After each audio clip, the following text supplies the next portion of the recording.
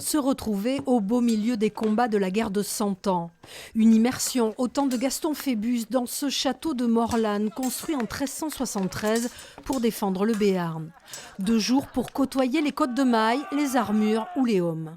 On voit qu'ils aiment faire ce qu'ils font, ils ont l'air de bien s'amuser.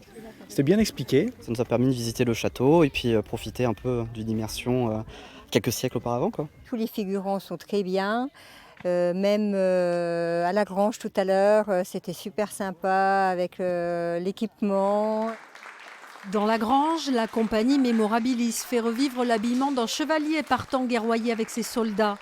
L'équipement est conforme à l'époque et le public participe avec plaisir aux loufoqueries de ce seigneur décalé.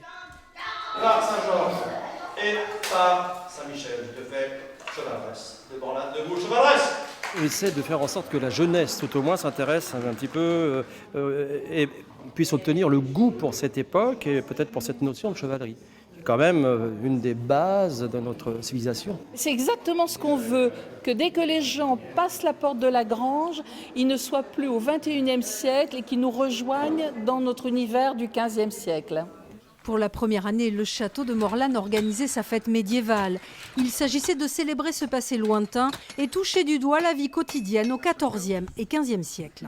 L'idée, c'est de reconstituer un petit peu, alors que ce soit le quotidien de la vie au Moyen-Âge, avec différents artisans. On a un forgeron également, un camp de la reconstitution, des combats.